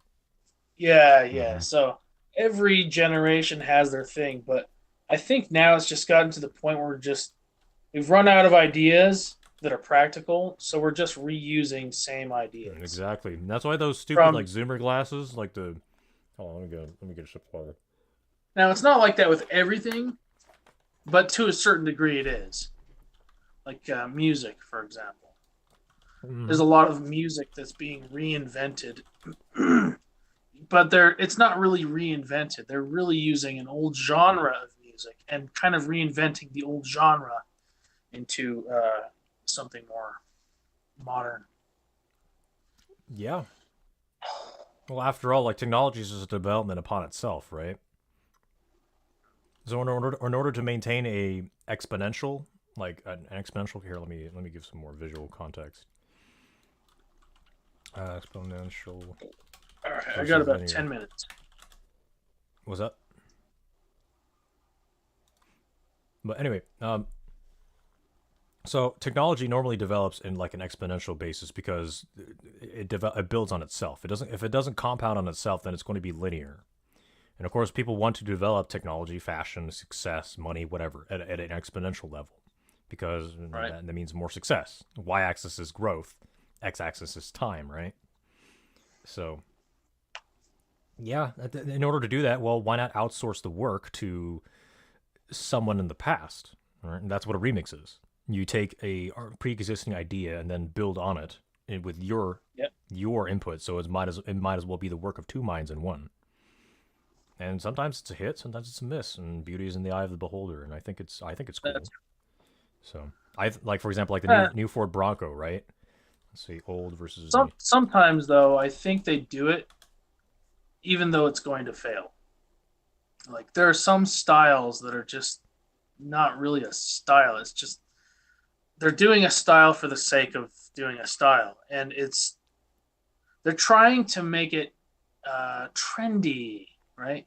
They're trying to make it actually hit the market again, and a lot of them are just so fucking stupid. Well, that's your But opinion. I think it depends on the generation too. In the 'Cause 50, okay, ten- I don't know if you knew this. In the Middle Ages of Europe, like yeah, man leggings in bright purple and like white colors, that was what men wore. Like Middle right, Ages men's fashion. right. Kind of like in the '80s when guys put fucking makeup on their eyes and face. Yeah, Yep, and you know why? It's because of like Kiss. It's weird shit. because of musicians, like Yeah, rock stars. That was the masculine thing. Male that crop was their tops thing. was Yeah, totally straight. yeah, So fucking weird. it's Like I it's mean, crazy. I was born in the '80s, but I wasn't really a part of the '80s, Yeah. and I found that so weird when I was a kid in the '90s. I'm like, why the fuck are they wearing makeup? What the fuck? But that was completely normal. Yeah. I mean, who doesn't? What boy doesn't want to be a rock star, right? But yeah, as you can see, like look at this shit. This was what ballers wore. This is how ballers dressed up. They got these fucking like Right, elf right, right. shoes. Yeah, Like, look at this. What the fuck? But yeah, this is how you got the ladies, by showing off your fucking calves and really tight pants. And well, it's not only that, like the type of music they listened in those days, it was hip at the time, but yeah, that was today it's like that's mhm. just classical music. Who cares? Yeah, it's a classic only because we've advanced so many hundred years after it. You know, today's I'm not saying classical music is terrible. There's a time and a place for that. sure, yeah. Sometimes in certain settings it's good. Mhm. Sometimes it's just kind of annoying. I would say a bit disappointing, and that's why European music has evolved into like electronic dance music for the most part, Yeah, right? I guess. Hmm. But electronic Yeah. dance music, that's just to me that's like it the genre that I fit that to in my own head is basically the whole cyberpunk thing. Uh huh. Because, well, okay, I know that that could be basically a whole lot of different genres technically, but what's mostly used is, of course, synthwave and shit like that. Synthwave, I actually kind of like what's it fucking called? Like chill step or dubstep even. Okay. Like they're just I mean, but it depends on like There's because many different some of them are really tasteful. Some of them right. are like, what the There's fuck many is this different shit? varieties of dubstep too. Like there's quote unquote filthy dubstep, which is where all the stereotypically aggressive and annoying sounds like Skrillex, God forbid. But Okay, there's now I know um, I haven't listened to all of that. and then there's really what defines dubstep is okay. By the way, in case you didn't know, what defines most genres of EDM different, like what distincts one genre of EDM from another is usually rhythm patterns. For example, dubstep Okay, usually it's about 140 BPM, and it's like there's a kick drum on every other beat, and on every other kick drum there's a snare. So it's oh, like boom, skip a beat, skip a beat, boom, skip a beat. this is You know, something I wouldn't have known. that's dubstep. Literally, that's the definition of dubstep. That's the only thing that all these different varieties of Okay, dubstep have in common is the rhythm pattern. And any but I deviation from I that, don't mind when they do variations. Like they'll do like a dubstep, chill step, hmm and then they'll jump into like some synthwave kind of thing. I don't mind that. because That's actually really kind of cool. you're seeking a more soothing stimuli, something more melodic, more Yeah, mellow, more graceful, and of yeah. course, I don't like it to be just crazy the entire song. I want hmm it to be crazy for parts of it, and then soft for other parts, and just has a different variation of stuff going on. And I'm like that with most music too. Actually, it just right. depends. There's always music for the type of mood you're in. If you're into it's kind of weird because when I was playing Cyberpunk, it kind of made me mad at the time. Now I was on PC when I was playing it, but when I first played it, I'm like, so wait, you can only hear the music when you're in the fucking car? What the fuck is this shit? Right? I'm thinking, you'd think people in this 1980s future would have some kind of Walkman, right? They didn't have that shit. Well, why do you need Walkmans when And you so have I had to cyberware, download right? I had to download certain mods in order to make that work. But they were kind of annoying to work with. But anyway, yeah, there is literally no end to all the fucking genres of EDM. Like, there's such extensive like family trees of genres and subgenres and subgenres and like variations within subgenres, and it's just So yeah. wait, what I was oh shit, I gotta go. Oh, I gotta go, okay. dude. Well, nice talking to you. Hey, nice talking to you, man. Yeah. I guess I'll maybe make a habit of this, possibly. I don't know. I'm not paying you, so you don't have to you don't have to clock in and work for me. But anyway, Oh no, I meant like I like having discussions. yeah. Just depends on whether I'm there or not. Mm-hmm. So, Okay. all right, dude. You have a good one. I'll try my best. You too. Take care. Well, fuck. I guess it's a solo show now. All right. Well, speaking of music, I guess we'll just hit one more article, and then I will. I won't have to annoy you any longer. Where is it? So here's another. Here, let's do a fun article. We've talked about obesity and World War III and cars being shitty. Now, let's look at this. So the surprising health benefits of listening to music. Oh, this is a fucking it's a picture slideshow. All right, fine, we'll do that. Most of us instinctively know the power music has on our mood and energy, especially when pushing through an intense workout or weeping over a cheesy love song after a breakup. But not only that, but research suggests that music can benefit both our physical and mental health in numerous ways. From decreasing stress to enhancing creativity, you'll want to put on your favorite playlist after checking out this following gallery. Eases pain. Music can greatly reduce the intensity of pain, especially in geriatric care, intensive care, or palliative medicine. Palliative medicine. I don't know what the fuck that means. Palliative medicine. What the hell? Hospice care? Okay, yeah. Sure. Stimulates most of the areas of your brain. Music activates almost all of your brain regions, and it strengthens connections between different parts of the brain. Well, duh. I mean, whenever you listen to music, of course, the information that you recall is, especially well put together multi-instrument musical pieces, will appeal to more of your senses than just your ears. Even though you're listening to something, you think of things that are associated with all the other four senses. So, yeah. Music motivates people to bike harder.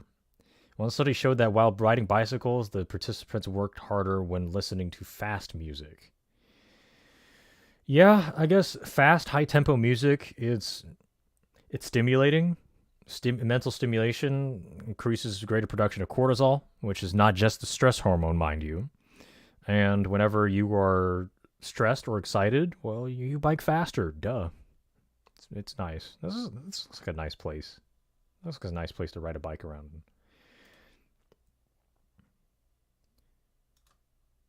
Helps your brain age gracefully. This is wacky. Music is great treatment for those living with dementia and Alzheimer's disease. Often adults living with such conditions can often benefit from music therapy as it improves their cognition and communication skills. That's strange. I guess it depends on what kind of music you listen to. If you listen to song lyrics, then it forces you to think about what the author of the lyric is trying to tell you, and forces you to listen again and be like, okay, well, what did the singer say? I didn't quite pick it up. So it forces you to make, especially with, and I have so many problems trying to pick up song lyrics. I can't do that to save my life. Whenever you listen to someone singing and they kind of slur their words, it you're training yourself to try to make sense of what you think the singer is saying, which is I guess through a long chain argument, kind of comes back to cognition and communication skills. But again, it's I don't know, there's no harm in telling people this. Increases workout endurance. It can boost your physical performance and increase endurance. Well, it distracts your mind from the pain of exercise, or dare I say, the stress of exercise. It puts you in a better mood, and being in a better mood kind of solves a lot of problems. Improves running and motivation and performance. Yeah, it's just like cycling. Speeds up post-workout recovery. Especially slow music after a workout can help the body recover faster. All right, well, duh. If music relaxes you, that lets your cortisol go down, so you can perform more anabolic processes instead of staying in a catabolic state after your workout is over. Endocrinology 101, right? Improve sleep quality. Listening to classical music has been shown to effectively treat insomnia.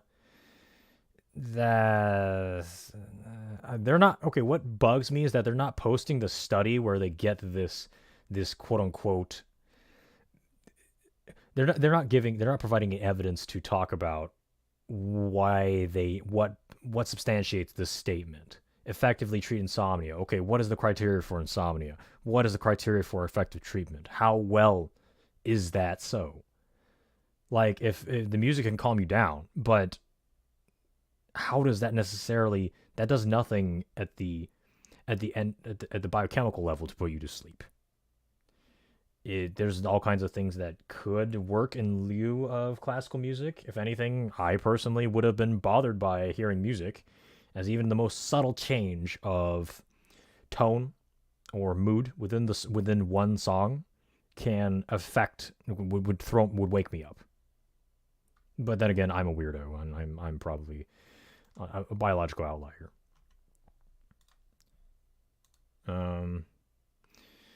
Boost your creativity. Studies have found that listening to happy music, such as uplifting classical music, can enhance your creativity. Again, no studies. Take it with a grain of salt. Listen to whatever you want. Helps people eat less. One study plays that it's playing soft music and dimming the lights can help people slow down while eating. I think this is more about the music being a distraction from the sensation of hunger or cravings. Like, I don't know if any of you have ever gotten so involved in like a project on your computer, or you're playing a video game, and you just get so sucked into it that you end up doing that for many hours on end while being hungry, like I am right now. And you completely forget to eat. And that's another weight loss strategy. Play video games to lose weight. So the conclusion is kind of the same thing, but the way that they arrive to it is just completely opposite to what I think is a much more prevalent factor. But in any case, reduces stress. Okay, yeah, duh. Relieves symptoms of depression. Well, there's all kinds of different definitions of the word depression. Like, what the fuck? Classical and meditative sounds are uplifting, while heavy metal and techno can actually make depressive symptoms worse. Okay, this is the premise here with, okay, I know you might have heard this before, like classical music makes plants grow, but rock music makes plants die. Clearly, we've got some boomer dipshits running these studies who just hate rock music. They hate the music that their kids listen to, which is really fucking childish, ironically, coming from the old people themselves. But that's what I think's really going on. But if you want to be more ground level, heavy sciencey, clearly classical music tends to be rather unstimulating. It's rather slow paced and fluid and kind of soothing to a lot of people. Soothing or boring, depending on how you rationalize that same stimuli. So that's why they say classical and meditative sounds are uplifting. Well, maybe not uplifting, maybe they're just boring, which may or may not be a good thing. While heavy metal and techno, which clearly they don't know what the fuck they're talking about when they say techno, can actually make depressive symptoms worse. Well, abrasive, aggressive music It can be fatiguing if you listen for long periods of time. And as you fatigue, that that makes the life more exhausting, which is obviously not very good for depression, quote unquote, given a non-bullshit definition of the term depression in this context. So, of course, in this case, that maybe more aggressive music might not be very suitable. Enhances blood vessel function. Okay, that's fucking wacky. How does this work? Scientists have discovered that the emotions patients experience while listening to music can have a healthy effect on blood vessel function. So, if you do something that dilates your blood vessels, that usually increases circulation. Now, a lot of things can dilate your blood vessels. So, what is the conclusion of this? What kind of music, under what context, under what condition, to which kinds of people? That was not stated. So, I don't know who's going to actually. Well, I guess a lot of people would read it and believe it. Induces meditative state. Yeah, you know, hypnotic music, repetitive music, that can do that. Improves cognitive performance. Yes, it stimulates your brain, and when you stimulate your brain, it frees up more energy resources to do all the work that you request of it. However, it will depend on whether the music at first improves the person's emotional state. Well, exactly. So if you're in a better mood, you tend to think more clearly. Shocker. Increases your motivation. Yeah. That's why people will pump themselves up before a big workout with music. Yeah, this is common practice, isn't it? Relaxes patients before surgery, blah, blah, blah. All right, well, eases stress after surgery, yeah. Mood, it's kind of, so this all orients around mood. So you have to be listening to music you actually like, and then you use that music to try to manipulate your your autonomic nervous system to do what you want it to. And that's just the gift of being human, is that you have the ability to manipulate your environment to which your body will respond to. And that's why music is great. It helps people perform better in high-pressure situations. Yeah. If it distracts you from the high-stress situation, and that allows you to focus on something else better, then yes. But reduces anxiety for relaxing music, yes. Keep your heart healthy. Can slow your heart rate and lower your blood pressure. Well, I guess if you listen to classical music, maybe, but yeah, what do I know? I'm just some asshole on the internet, right? Helps cancer patients. Okay, stress and anxiety. Eases recovery in stroke patients. Man. Boost your immune system. So yeah, your immune system works better whenever you're in a parasympathetic state, meaning the rest and digest, as your biology teacher may have told you, because the activation of the sympathetic nervous system is for the most part, a immune suppressant, and plus the sympathetic nervous system is what is governed by it governs the two largest sources of energy consumption, being your brain and your skeletal muscle. And when you sap energy away from the immune system and send it to the muscles and brain, then of course your immune system is compromised. So, but the opposite of that would be this here demonstrated before us. 2 more slides. Elevates mood, duh. Relaxes your nervous system, yes. Calm, relaxing music calms and relaxes you. Shocker, shocker. Yeah. Yeah, that was some like garbage level journalism. I'm sorry I had to read that to you. Let's go look at something else. So, short exercise snacks are just as healthy as a full workout. Here's why. Not really. By Jessica Randall. So, a quote, movement snack is a catch-all term for any physical activity you do in short bursts, say 1 to 10 minutes, as opposed to more traditional fitness routines that have you exercising for longer stretches.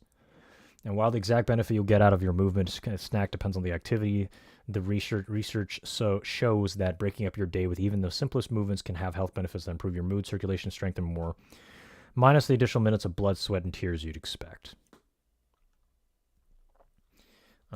Some bad news to those who retreated to work from home jobs behind a computer screen over the last few years. Sitting all day is pretty bad for your health. Duh. In some cases, being sedentary for too long even cancels out the hard-earned benefits of the exercise you're able to squeeze in at the end of the day. And the lack of movement further becomes a self-fulfilling prophecy of even less energy to exercise. Haley Perlis, a sport and performance expert and coach based in Colorado, says that we're often tired from a long day of sitting because we haven't been maintaining or creating energy. That is, our blood hasn't been circulating and carrying oxygen throughout our bodies. Yes, that's why a high VO2 max is very, very negatively correlated with heart disease and all-cause mortality. But any movement, even brief, can help boost our energy and improve our mood. Getting out and moving your body is one of the greatest ways to recover your emotions, Perlis said. With a few adjustments and an adaptation to the, quote, movement snack lifestyle, you can improve your blood sugar and blood pressure, as well as reap the other benefits of a workout with just a pinch of effort. Exercise snacks and movement snacks, whether it's a snack length or long form, being physically active is a great thing. But of course, there are differences in intensity. While a movement snack can refer to any short-term physical activity, an exercise snack can usually refer to a more vigorous activity like 5 minutes of jumping jacks or squats. Exercise counts as, quote, as long as your body's being challenged, Perlis said. A small study published in PLOS ONE is comparing effects of different exercise lengths, a 10-minute commitment with 1 minute of exercise, intensive exercise versus 50 minutes of continuous exercise. And after 12 weeks in both types of exercise improved cardiometabolic health, indicating that you might getting the same benefits out of quote, despite a 5-fold lower exercise volume and time commitment, the authors wrote. Not wanting to break out into intense exercise in the middle of your workday, even for 10 minutes, is understandable, but not to fear. You can get significant health benefits from moving a lot less. A study published in 2019 that included about 8,000 participants aged 45 and up found that replacing 30 minutes of being sedentary with 30 minutes of less exercisey types of movement daily, such as doing chores or walking, reduced the likelihood of death from all causes. And it gets even better, shorter. A very small study conducted by researchers at the Columbia University that found that just 5 minutes of walking every 30 minutes lowered blood pressure and better controlled blood sugar spikes after eating, both of which are markers of good health and are important to keep in check as they can influence the risk of chronic diseases such as heart disease. To get started with your movement snacking, Perlis suggests being active for 1 minute every hour. Stand up and pace around every few minutes, and between answering emails, roll your shoulders and your ankles, flex your legs, and anything to get pumping. Anything to get the blood pumping. Beyond physical health, moving can improve mental health symptoms. Yes, sound body, sound mind, AVC'S. According to Mayo Clinic, regular exercise can help ease symptoms of depression and anxiety in some people by releasing endorphins and help take your mind off of worries. Maybe a quick pace down the hall can disrupt your thoughts enough to the point where you can approach them with a clearer head. So, yeah, this is... this is just... Oh, my God. This is just yet another fucking way to tell people... I guess realistically, it's... You have to meet people at your level. Like, I look at this, and the first thing I'm thinking is like, God, how many more fucking ways are we going to try and figure out how to tell people, it's okay you don't want to exercise, it's okay you don't want to spend just 30 minutes a day to walk or run or ride a bike. It's okay. We're all body positive here. It's just, like, are people really just... I guess I really just struggle to wrap my head around this. It's just, God forbid, people... And I guess it's even worse in the States, but people are really just would rather die than fucking exercise. Give just 30 minutes, okay? Just go jog around the block.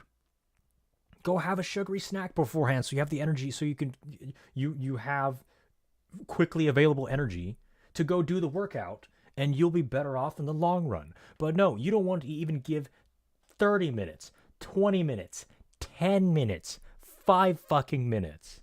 That's just too much to ask for. Like, Jesus Christ. Oh my God. There's just no end to it. I guess medical professionals, whether doctors or nurses or fitness coaches, they see this. And then they're probably going to say to me, okay, look, AVC. Not everyone's as disciplined as you are. Not everyone is already in such good shape that you are. that can ride a bike for hours on end and come home with a smile. It's just pathetic. This is why this fucking reason why one of the two reasons why we're going towards that WALL-E future. These are one of the two reasons why that people are going to look like this. And it's just, I almost pity the people who are writing these health articles, just desperately trying to get these things moving. Like, how much lower will the bar fall? How much bigger must people get before they finally feel the pain to get their off their fucking asses and exercise regularly? You establish a habit. I know it's hard. I know it's difficult. And that's why it's fucking important. This is why you must do it. For your own goddamn sake. Like, oh man. I guess looking at the behavior of highly unfit individuals, it's weakness at the physical level as well as the mental level. So it's like it makes your brain hurt. It makes your body hurt. And people don't want to do that. And that's just a biological reality. So, but it's just a feedback loop. And the only way to short circuit it is, again, using your free will and agency, which I guess, once again, a tall order to expect that from the average person. But nonetheless, like, just suck it up for a few fucking minutes. And then once you get your endorphins moving, once you get the blood pumping, once you get the right mix of cortisol and dopamine, the behavior will eventually start reinforcing itself. Maybe within one session, maybe within 3, maybe within just a couple weeks. And your body will thank you for it as it becomes stronger to deal with the stresses of life. I understand you have a job. You work so many hours a week. Oh, you have kids. I don't fucking care what your excuse is. How are you going to hold your job together? How are you going to be there for your family? If you are fat, you are weak, and you are sick, that is not how it works. That is not sustainable. I don't care about your fucking short-term goals. Like, it's exhausting. It's exhausting how to fucking... And then furthermore, then we have like stupid shit like this where like a bunch of Karens just get together to do yoga. And then what the fuck is this? Like, literally to shake off trauma. Like they get roasted on Twitter. Oh my god, I'm so traumatized. I need to start literally shaking on a yoga mat to recover from my PTSD. Like, it's just, this is how fucking pussified we are as the human race now. Like, there's no fucking World War III happening, bro. What the fuck is this? It's just fucking... Oh, man, this is too much fun. It's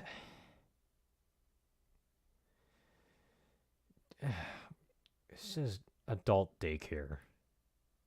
Yeah, like, and it doesn't... I know any of my fans from TFM, they might be like, oh, they're just women. They're just let women do childish shit. I'm like, no, these are fucking adults.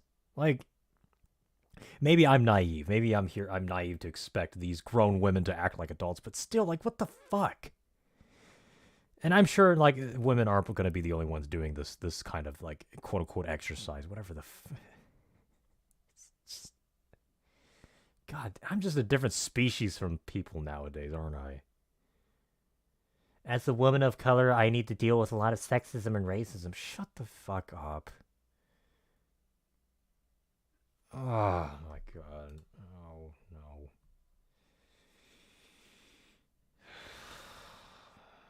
Why the fuck is the Weather Channel giving us fitness news? That doesn't make any sense. Alright, I guess we'll do one more video and we'll just call it a show. There's all my co-hosts left and it's lame. Alright, so what is this?